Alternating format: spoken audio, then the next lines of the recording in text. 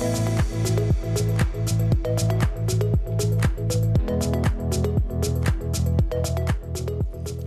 morning, everyone.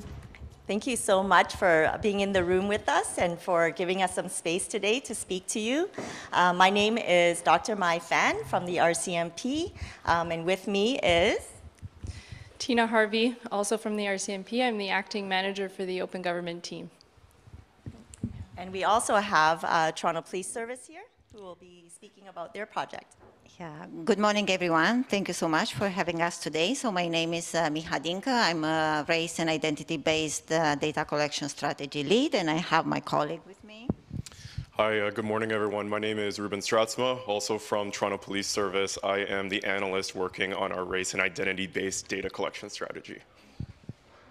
So we have teamed up today to come to you and share what's happening in both of our respective police services around data, data collection, race-based data in particular, to address systemic racism and work together and work with communities in a collective and participatory way to solve some of the complex problems we know are out there and have impacted police and how we serve our communities.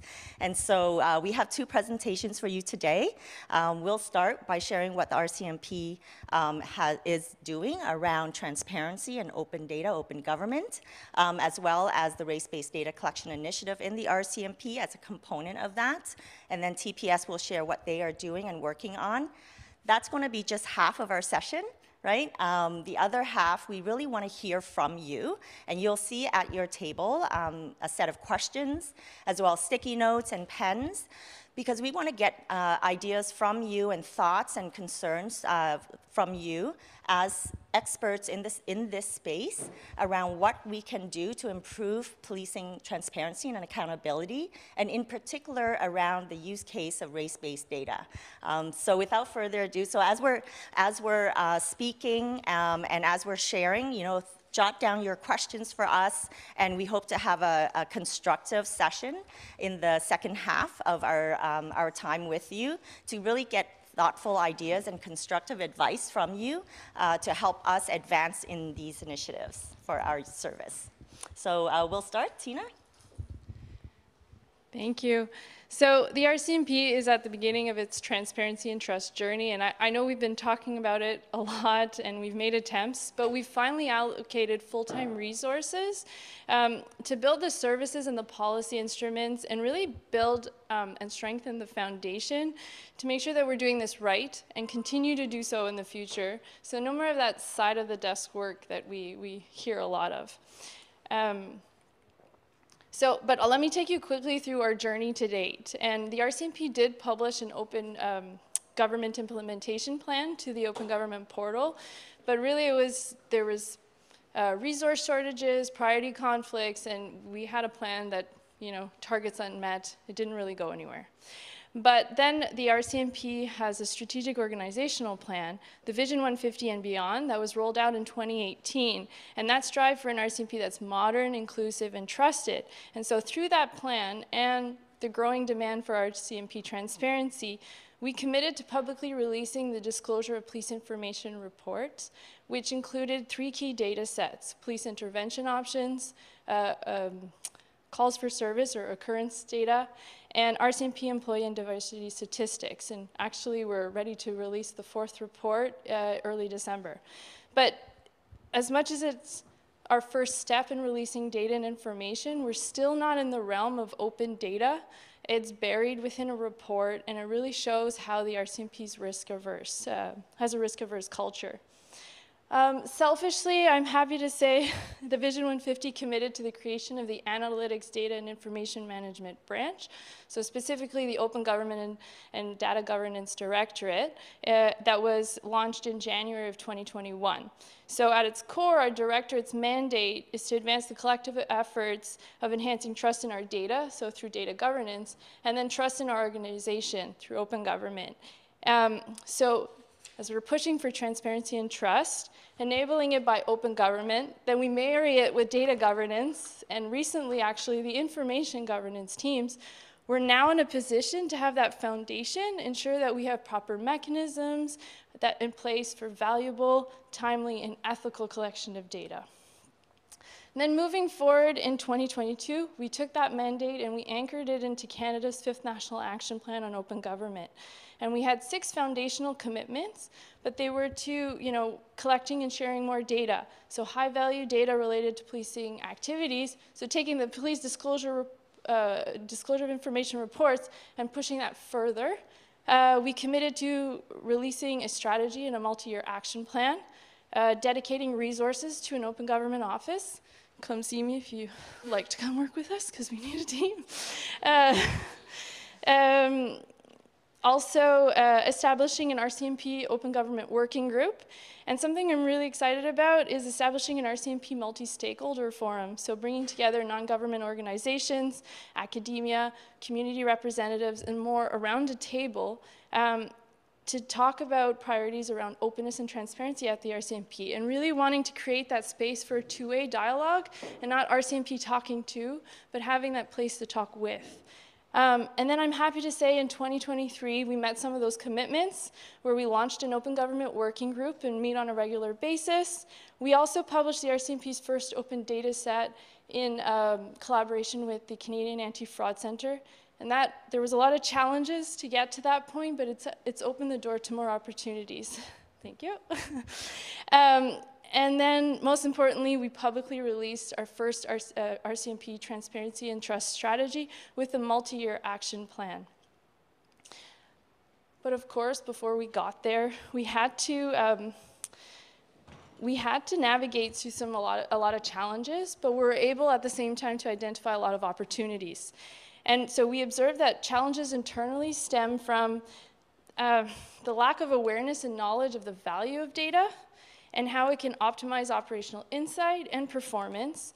And then we also saw the resistance to changing the current data culture with regards to access and usage. So I'm super nervous. Okay. But it's also due in part to our data governance and policy gaps. And then, as I mentioned, RCMP, risk-averse culture, but we've also observed a lot of internal silos mixed with a resistance or lack of understanding of the needs and benefits to balance open by design and security by design. So, ensuring secure data stays secure, but while encouraging the release of open data. And we noted that these gaps and challenges really increase our risk to evidence-based decision-making capabilities, but also our internal and external disclosure practices. And so we really we have to keep in mind that opening up data to the broadest audience as possible can sometimes just mean 2 people. And we needed to note that there are cases that we can't openly share information. We're a public safety organization. We are required to protect individual rights to privacy, protect officer safety, safeguard national security and community safety interests. But that doesn't mean that we cannot be transparent about the reasons why we can't share certain information. And so we have an opportunity to help address mis and disinformation if we're able to have an open dialogue and explain the rules, the policies, the laws that we're held by.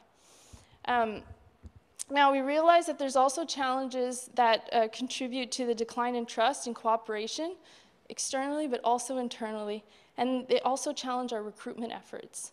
So it was really important to note that we have an additional hurdle, because we can't forget RCMP is a pretty complex organization. It supports federal, municipal, territorial, provincial governments, and also has international commitments.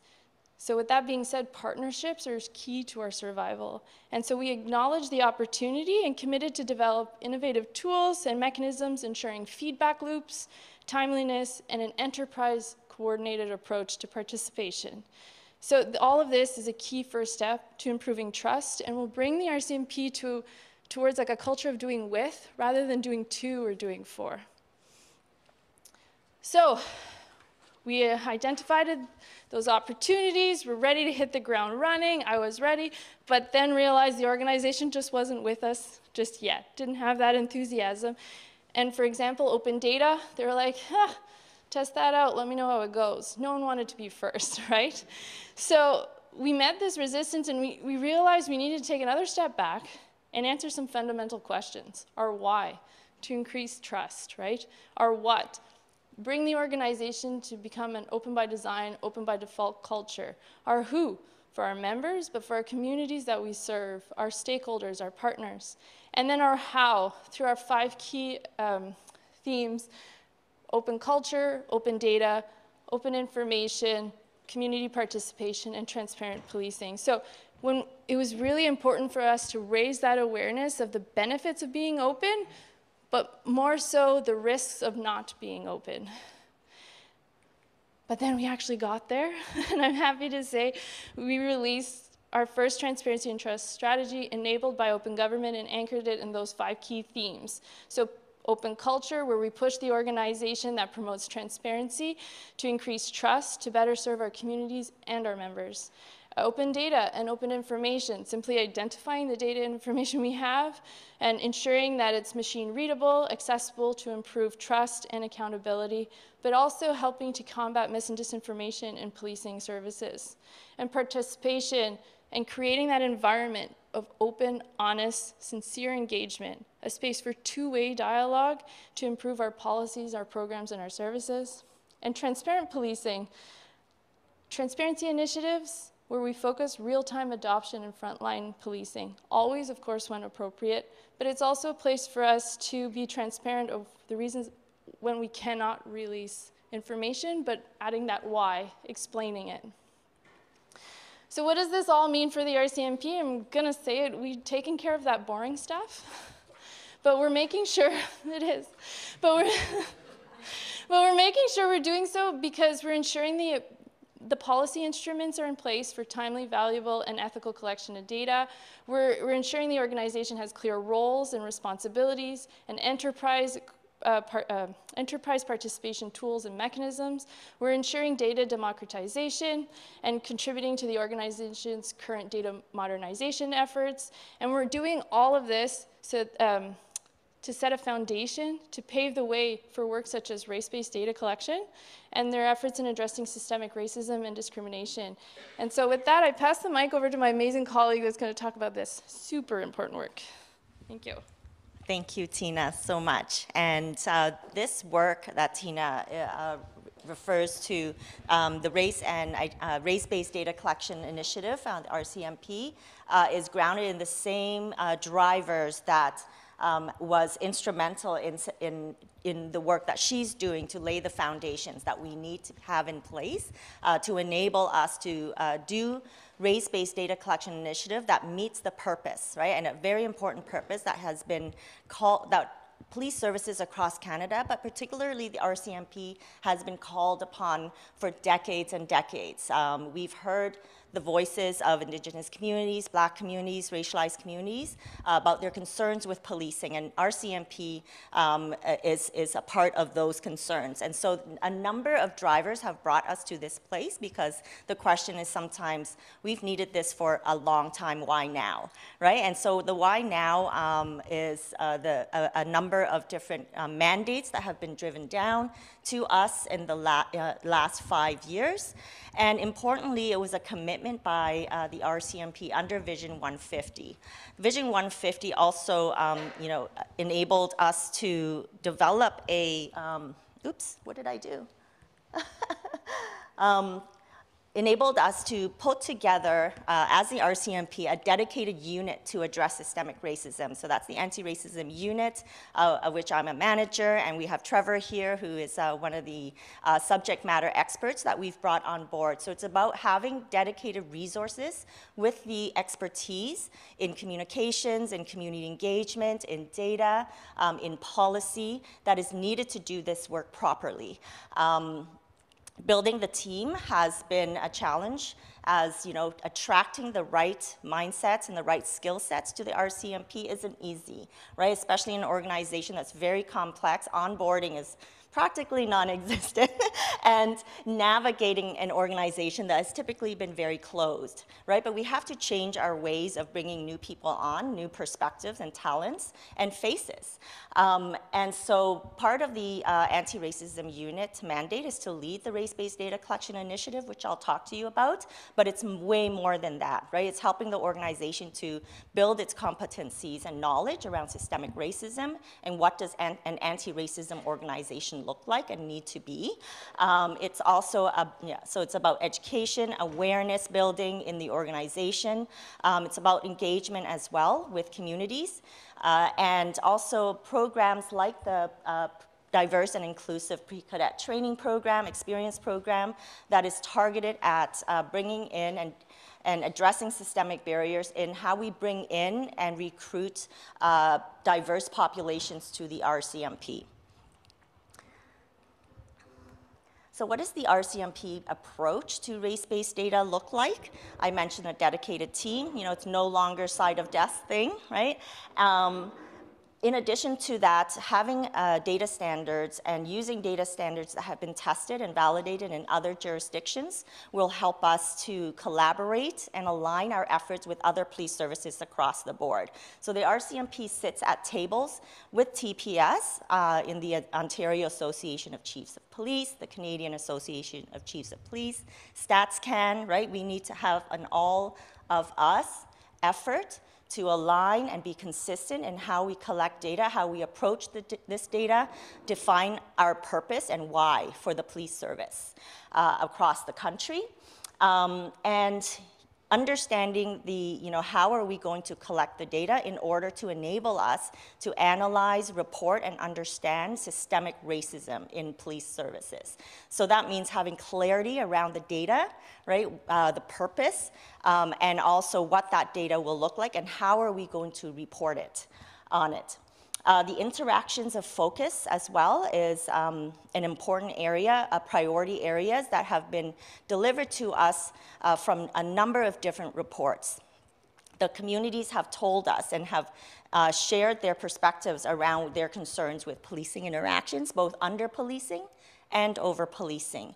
And so there have been a number of particular interactions that are prioritized. So police use of force, how do we conduct wellness checks, arrests and stops, as well as fatalities. And in all of those four interactions of focus, we will prioritize the collection of race-based data to understand disparities in outcomes when we interact with members of the public. For the pilot program, we are going to start with 3, use of force, wellness checks, and arrests.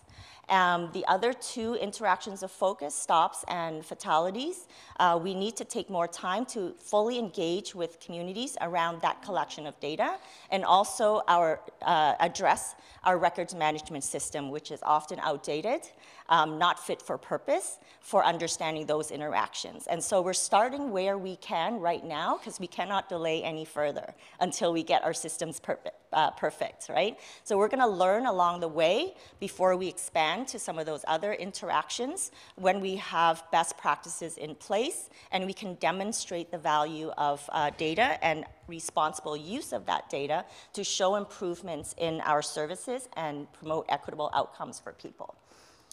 So the RCMP is taking a pilot approach, I mentioned earlier, starting with those 3. It also means, so you guys recognize RCMP polices nationwide, right?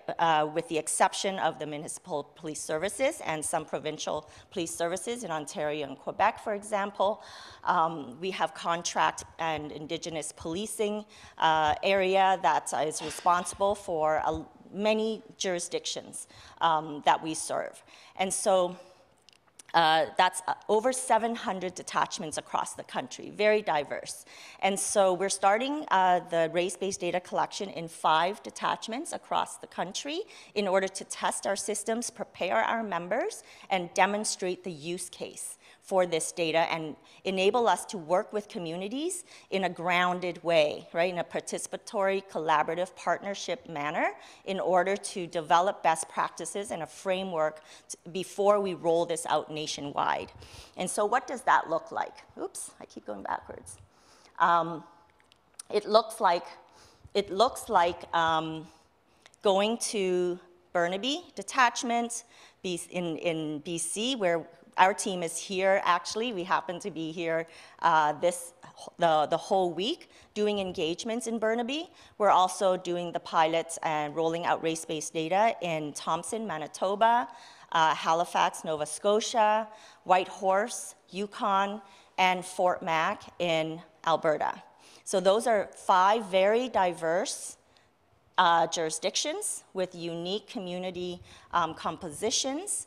Some of those detachments, we also police First Nations communities in the surrounding area. There's different governance, Indigenous governance, including unceded territories in those detachments. And also, those are detachments where we have identified really strong leadership and divisional support for this kind of work, right? They get it. They get why we need it. They get its importance. And those detachments have demonstrated a readiness to participate in developing best practices around this. Those detachments also are in places where there's a climate for race-based data in place, right? But what do I mean by that? In BC, you have the Anti-Racism Data Act, right? With the data standards, the province and the municipality is supportive of this work, and it aligns with efforts in those areas addressing systemic racism across all sectors, not just policing. Because there's a recognition that we need to do this all together. It's a collaborative effort. Systemic racism is bigger than policing, right? But police plays an important role to disrupting historical patterns present in equities, but we need other sectors at the table as well to work with us. Housing, mental health, right? All of these other areas, and we need to work together on a data foundation to understand the specific issues and how can we disrupt these patterns.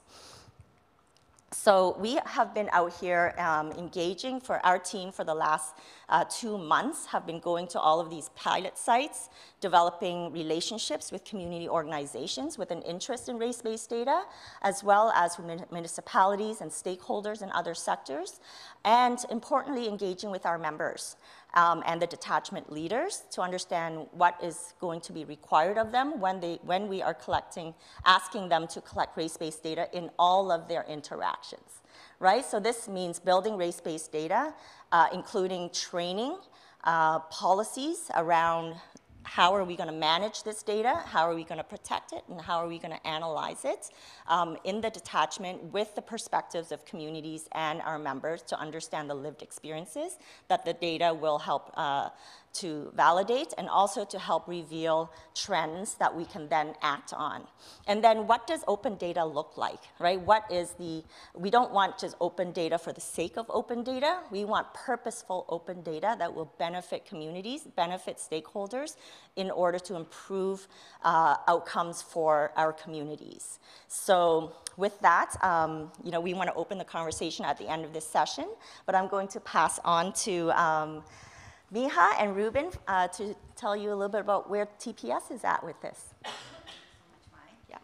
So you heard about the RCMP pilot approach, and we are going to share with you the Toronto Police Service approach, which is a phased approach to race-based data collection. And we started this work in 2020, so we learned a lot, lots of challenges. We still have many challenges ahead, as you can imagine, but we've been going a long road ahead. So we'll just share with you a few lessons, a few things we changed along the way, moving towards greater transparency, towards open analytics and open data. So first of all, we'd like to provide a little bit of a context and frame this work with few considerations in mind. So the race-based data collection and data analysis started well before the TPS work, and as Mai mentioned before, started with community advocacy work for decades. So communities have been asking for decades for this kind of data collection. And also we recognize as the service that in the past we misused this data. We used the data to stigmatized communities. So you can imagine once we started this process of data collection and analysis, there was a lot of mistrust in communities, and we definitely had to do something about that before starting the work. And also a bit of a context, we had both internal and external impetus for change leading to the RBDC strategy. First of all, internally in 2017, we had a new strategic planning, and this set the stage for a range of organizational change. And one of the key important changes was the creation of a new unit, Equity, Inclusion, and Human Rights Unit. Both myself and Ruben are part of, and our colleague Mai was working with us for several years. And also externally, at the same time, was the Ontario Anti-Racism Act was enacted. And through this act, all police services in Ontario are required to collect race-based data for use of force. And the following year, they put in place data standards, how different stakeholders across the public sector are going to do this work. So we have this kind of consistent approach. And as Mai mentioned before, it's very important. Police is not the only player in this area. So it's important to be able to have this kind of consistency in terms of collecting and analyzing and putting together the data findings. And also our board, the Toronto Police Board, developed its own policy to guide the service how we are going to do this work. So this is how the RBDC strategy work came up, in order to act the policy and also to respond to the Anti-Racism Act. So that's a bit of a context. And right now we'll walk you a little bit through the journey towards increasing transparency and moving to open data and open analytics.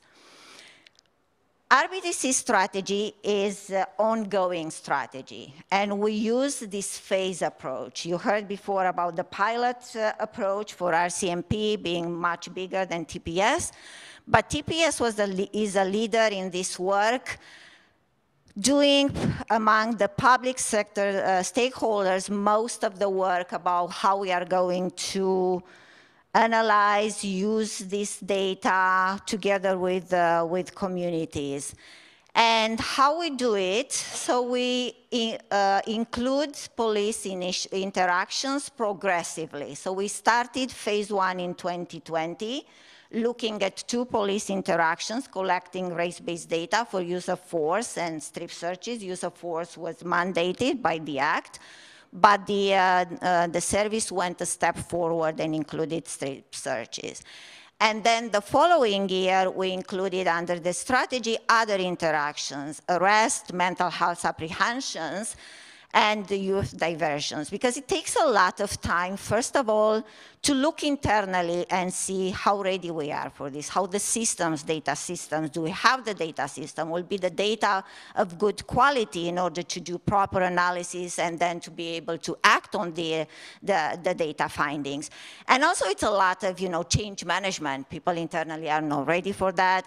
And also having this consultations with community, because it's a big mistrust here, and communities are wondering what are you going to do with this kind of data, and how we want to make it sure that you are not going to use it again to stigmatize us. So it has been a lot of thoughtful work to put into this.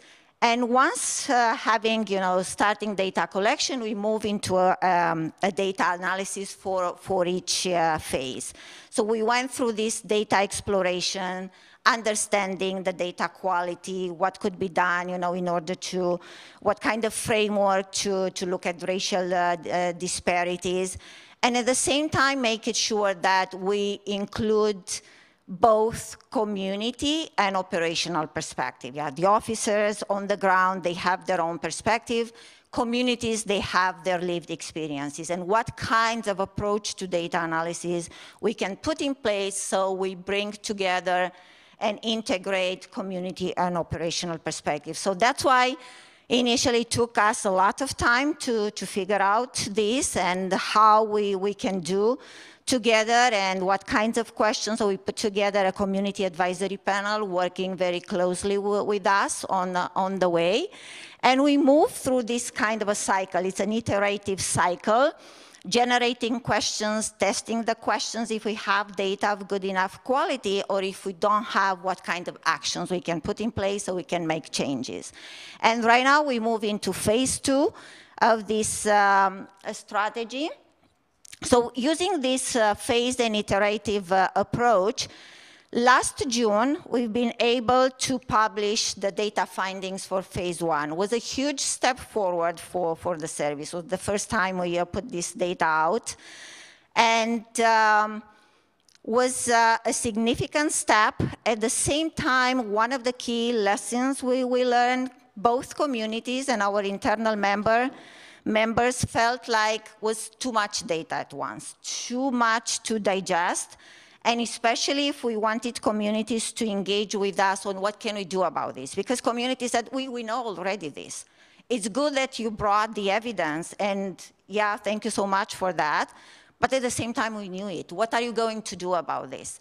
So that's why was a kind of a big lesson for us moving forward, how we can change, what we can change in our approach so we can have better engagements with both communities and our internal members, because that's also, for the officers was a lot of, to digest and say, what does it mean? Because I'm going on the ground, I'm trying my best, so what do you tell us through this kind of information?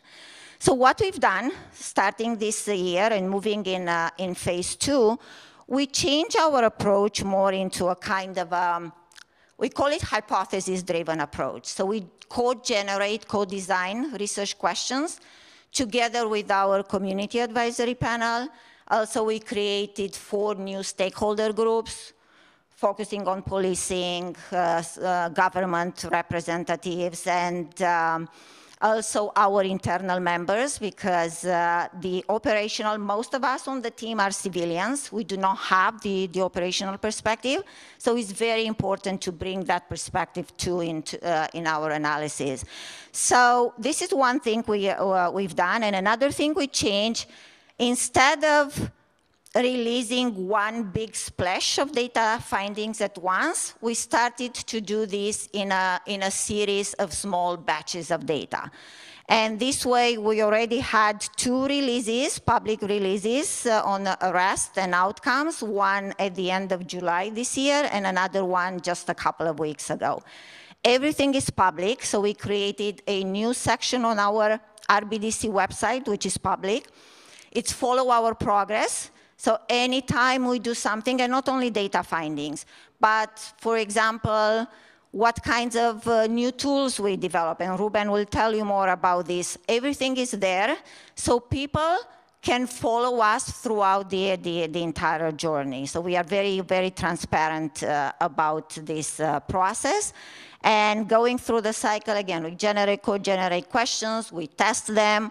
We are very transparent about questions we get so far in the process, what we've been able to address so far, and what we are still in the process of analyzing or will not be able to do it. But at least the public knows what we are doing.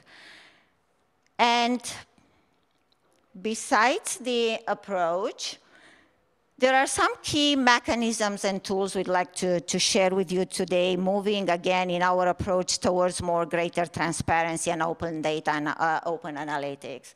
I will talk about the first one, and then Ruben will walk you through the other 2. So reflect and engage. Internal and external community engagement is at the heart of our strategy. As I mentioned before, huge mistrust in communities. Communities wanted to know, why are you collecting this data? What are you going to do with this data? Am I going to be identified? So even before starting the data collection, we had a huge public awareness campaign, the largest the service ever had, with lots of focus groups with diverse communities across Toronto, explaining why we collect race-based data, how we are going to use it, asking them how you would like to be involved in this. And based on this, so that was even before starting the data collection in January 2020. And based on that, we put together a public report in communities' words where we summarize what we heard from communities. So this is what we heard, and this is what we are going to do, and please come along with us and hold us accountable for what we are doing. Then, after the release of a data release in June last year, we had a series of town halls. So we went back to communities, having town halls, and said, this is what we found. What do you think about this? What are your experiences? What do you think we need to do about this? And we also put together a set of recommendations. So again, we'll be held accountable about what are we going to do, and we also report on the progress. And then moving into phase 2, we change our approach into a broader and more frequent approach. So we created 4 new stakeholder groups. We meet with them quarterly. We share preliminary findings. With our community advisory panel, we meet at least monthly, but closer to some releases, even bi-weekly.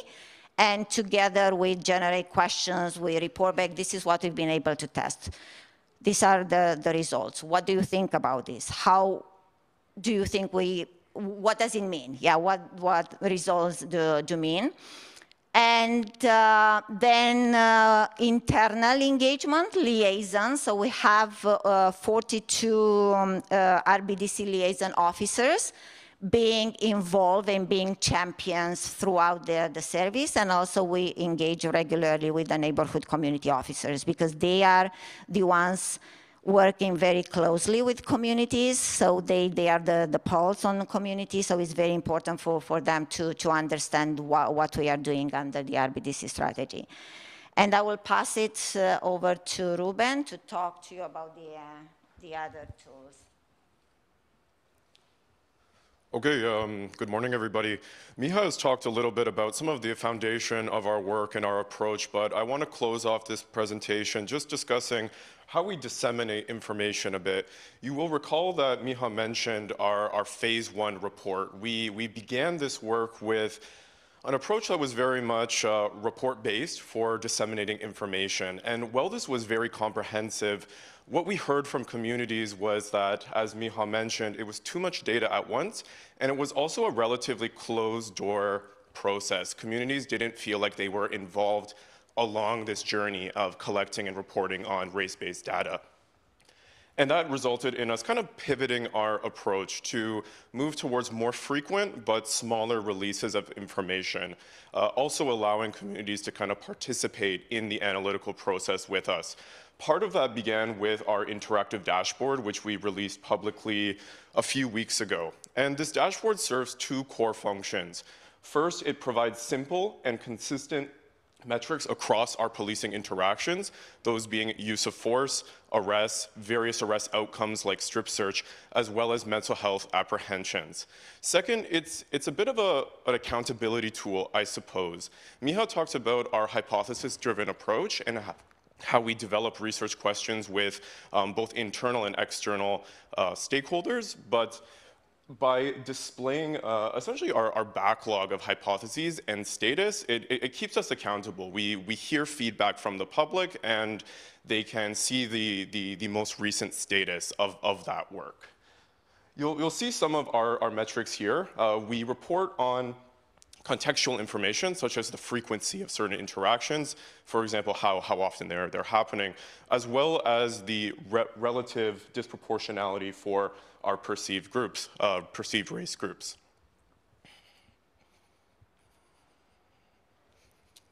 Going a step further, we also released open data, understanding that some individuals may want to do their own analysis or take a deeper look at our information.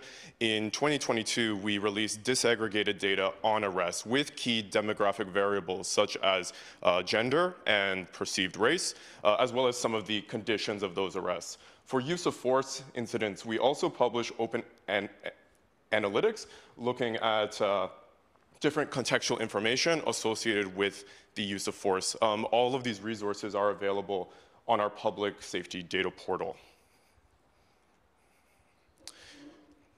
Throughout this journey, we've constantly evolved. We've evolved our approach and also how we disseminate our information. And this has led to some pretty key lessons or considerations which we'd like to take moving forward. First is the importance of transparency, complete transparency within the process of this work. Second, it's accounting for not just community perspectives, but also internal perspectives. Policing interactions are complex. We are a predominantly civilian team, and having the proper operational context for why certain outcomes happen is important for us to account for to better look where biases may exist within that interaction. Second is service member buy-in. A lot of the data which we use in our work is cataloged by officers themselves. Therefore, the faithful documentation of that data is vital for us to glean any insights from it. So having an open conversation with our service members, talking about what we're doing, why we're doing it, and why it's important is vital to have high quality data. Second is how we communicate our information. What we're measuring can often evoke an emotional response in members of the community, especially when we're talking about over-representations for pretty high conflict police interactions. So having an empathetic and open conversation is equally important. Understanding differences in data literacy. I talked about some of our disproportionality metrics, and sometimes, you know, it's a statistic, but it might not mean much to someone who cannot, I suppose, adequately interpret it. So talking about what the data actually represents and having a detailed, clear, open conversation is also of importance. And again, we've engaged in this work as a co-design, co-develop project, and so working with communities and our stakeholders is also at the core of our strategy. Okay, you'll see that we've provided a handout on each of your tables. At this point, we wanted to go through some of the leading questions that we've included on that handout, as well as answer any other questions you might have. We've bucketed this into two main themes. First being engaging diverse stakeholders. Some of the questions we have is who maybe should be at the table, which isn't at this point, as well as effective storytelling. I had mentioned data literacy, excuse me, and we'd like to have a bit of an open discussion on how we might improve upon that.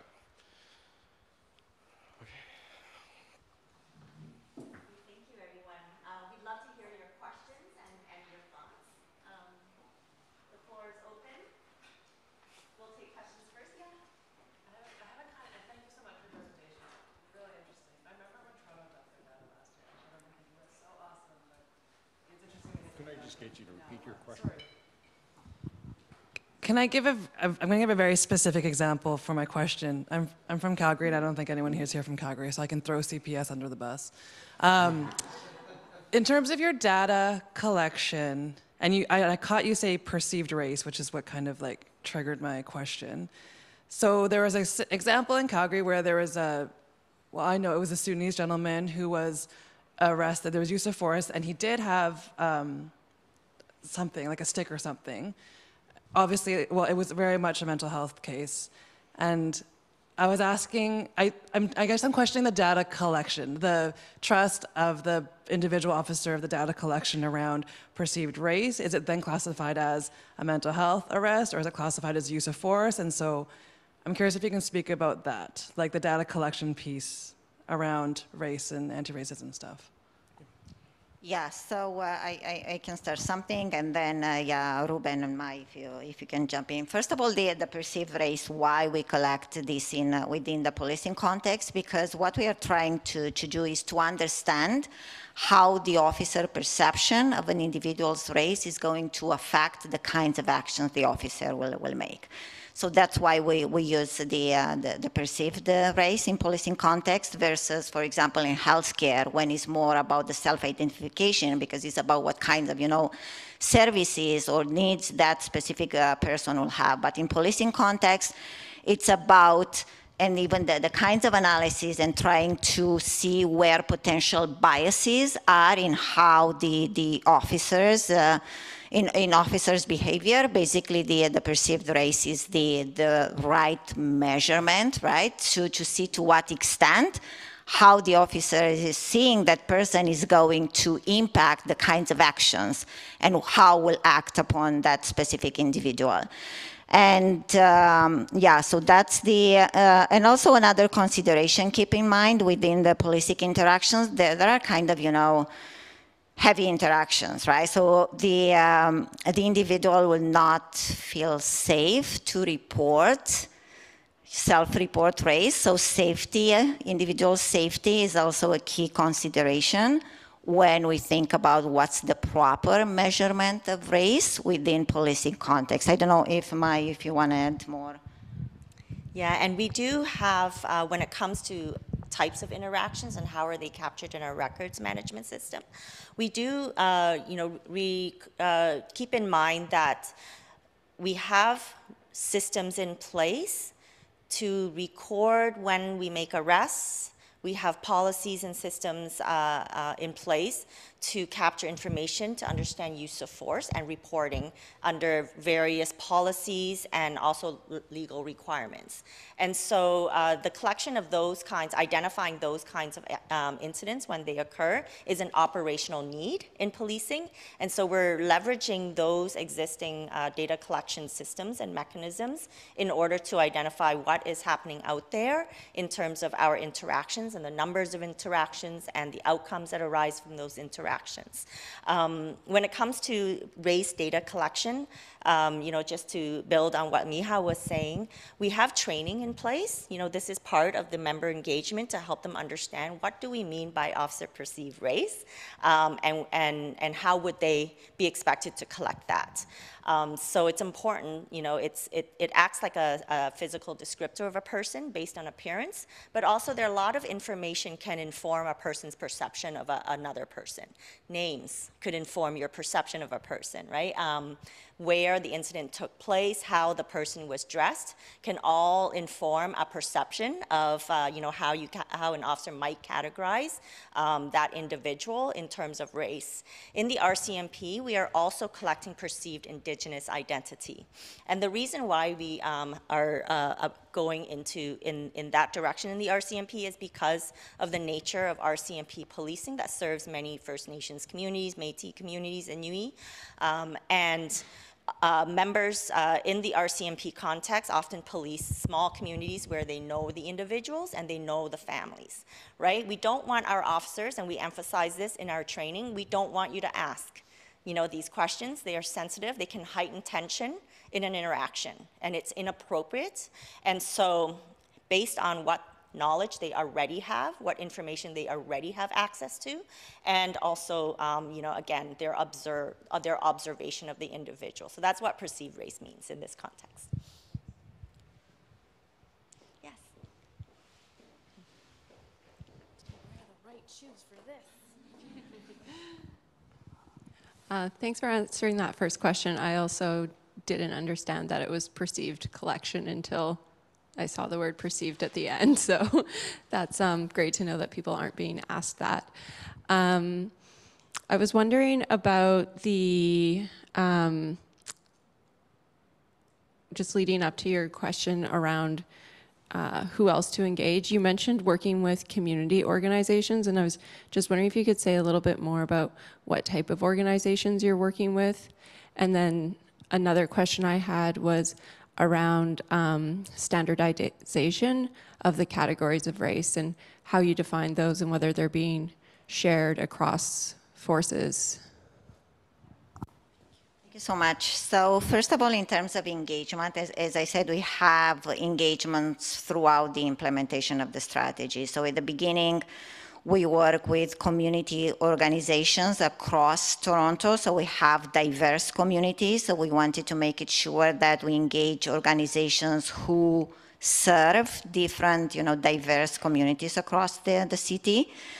We struggle with indigenous engagement, and that's still a key challenge for us, because you can imagine, the significant lack of trust. But other than that, we've been involving most of the racialized communities in Toronto through the organizations serving these communities. And the way we did it, we put together packages of information.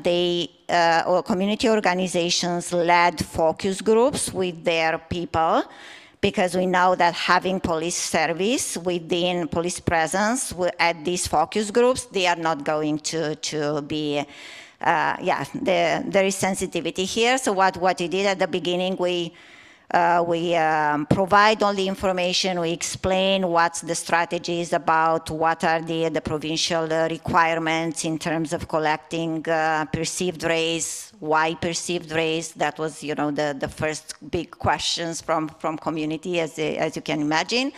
And then they ask questions, and then we step out of the room, and community organizations led focus group. We also put together surveys, and people had opportunities to fill out surveys where we ask about how they would like to be engaged. Would they feel comfortable about sharing information about the race, and all these kind of questions.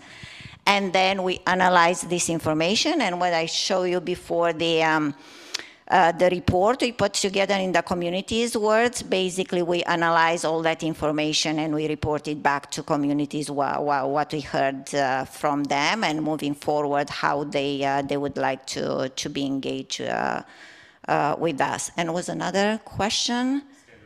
Oh, standardization. Maybe you can talk, because Mai was the one developing the Ontario data standards. So, thank you.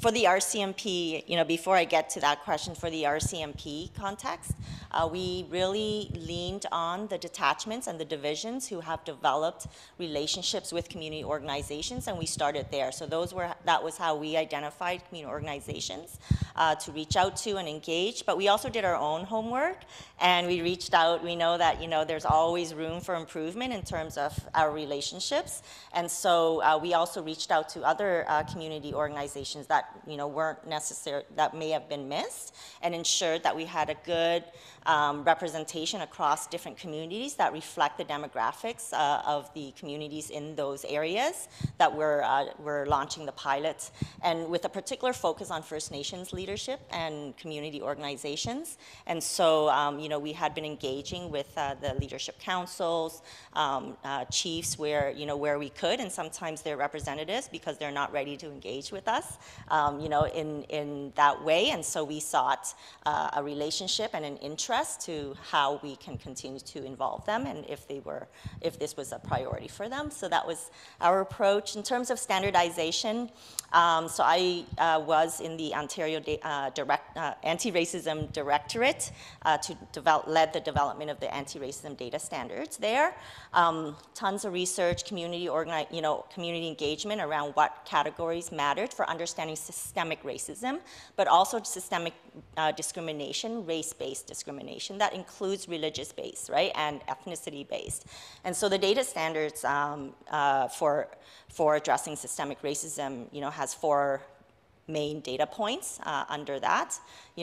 Race, ethnicity and ethnic origin, religion, and Indigenous identity, and the intersections between all of those 4. It also emphasizes the importance of intersectionality, so with gender, age, and all the other social location, social identity data. And the 7 categories that we're using from that data standards, which also covers perceived race, right? What does that mean versus self-reported race? To understand systemic racial bias, right, as Miha was talking about. So it's Black, White, East, Southeast Asian, South Asian, Latino, Middle Eastern, and Indigenous. And for perceived Indigenous identity, it's Inuit, First Nation, Métis, unknown Indigenous, they just know, officers perceive someone as Indigenous, they just can't distinguish, and then no, not perceived as Indigenous.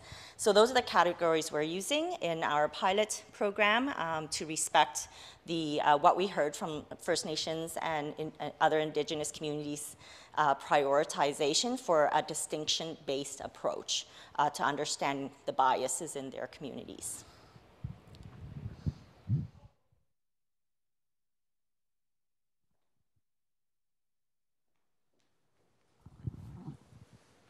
It's going to get out of the sun here. So I'm Paul. I'm from Whitehorse, Yukon.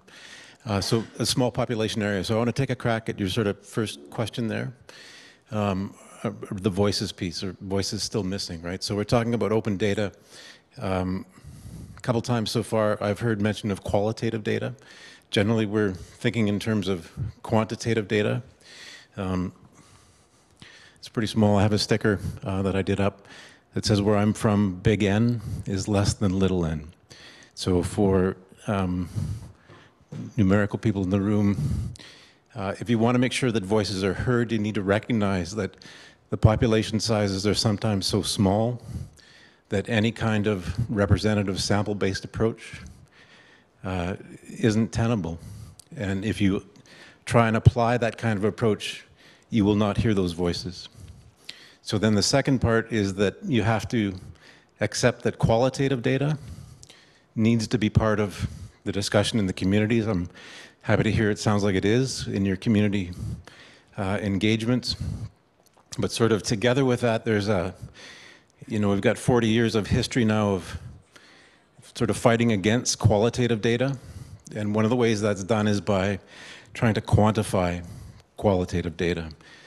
So I'd suggest, you know, especially in Indigenous communities, the qualitative data really needs to be brought forward as it is, as a story, as an understanding, as a context, and not, you know, you can't dashboard it, right? So there's a whole other level of challenge around doing that, but sort of to come back to, if you want to hear the voices in the vulnerable populations, in very small population areas, you need to come at it sort of by design, very much with an open mind in that way.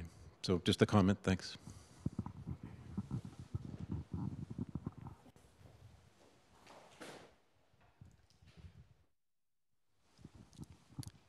So this is, I guess, maybe a bit of a departure from the overall presentation, since it's, of course, very wonderful that this is focused on anti-racism.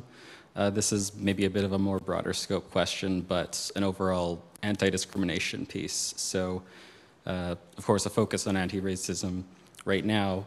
Is there any sort of thoughts around overall expansion to other types of discrimination in general? Because police interactions could be based on more than just race. For discrimination, it could be any sorts of factors.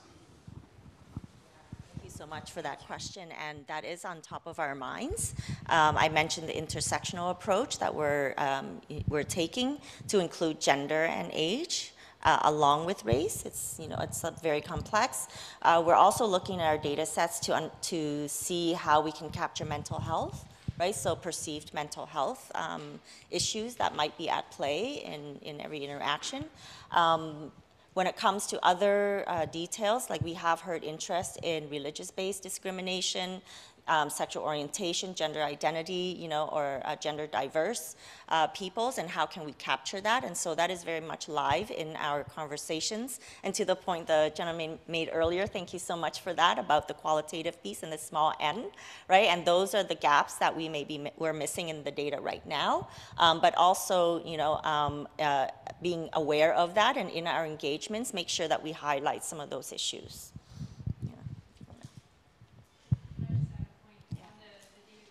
Front as well. Thank you.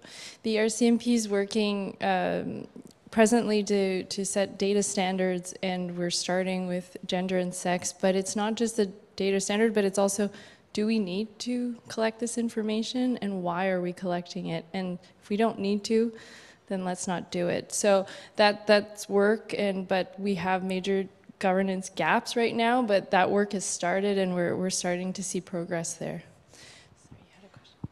I have a quick question building off of that.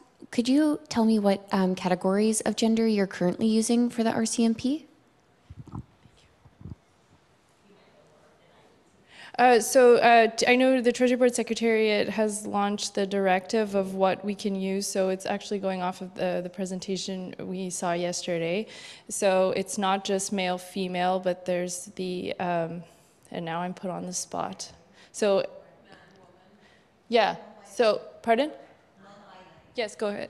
Go ahead. Well, yeah, non-binary and then unknown, but unknown is in like the systems when you're, but in interactions, it's, yeah, it's, but so right now actually in the culture of the RCMP, it's realizing we're still mixing up gender and sex. And so we really even have to start to explain that and have the conversation and have more conversations. We've started to explain what the difference is. We're interchanging them and not understanding the difference. But so it's a work in progress. Yeah. Yeah.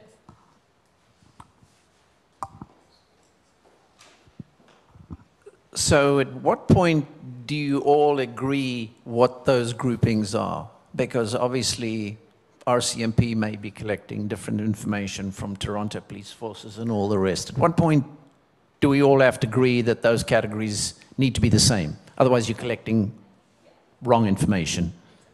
Thank you, and I forgot to answer that question. How are we aligning across? And that was asked earlier, so thank you for bringing that back up. So the Ontario Data Standards is the requirement across all of Ontario police services, but also other sectors, right? Child education, the school boards, as well as child welfare, children's aid societies in Ontario, courts, corrections are all required to use the Ontario data standards. And so RCMP is also using the Ontario data standards.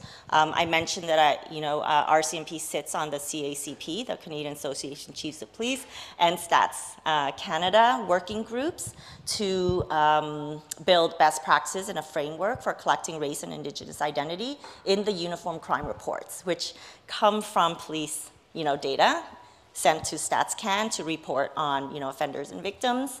And so they're looking to include this kind of data collection in there. And so there is support from StatsCan for police services using those categories. And StatsCan categories for the population group, visible minorities, can be mapped to those categories, and so they are kind of they can be aligned, but that's generally how we ensure that alignment. And of course, BC is building their own data standards, so we'll see how that shapes up and looks like in BC, but certainly lots of conversations at the policing tables.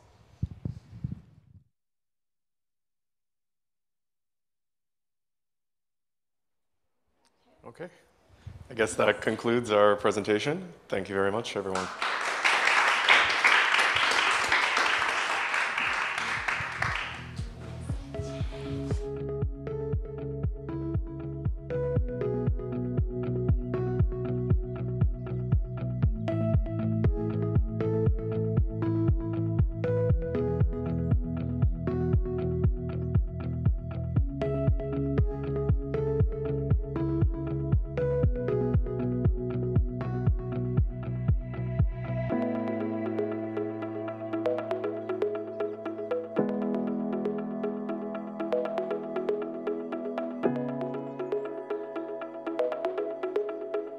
you.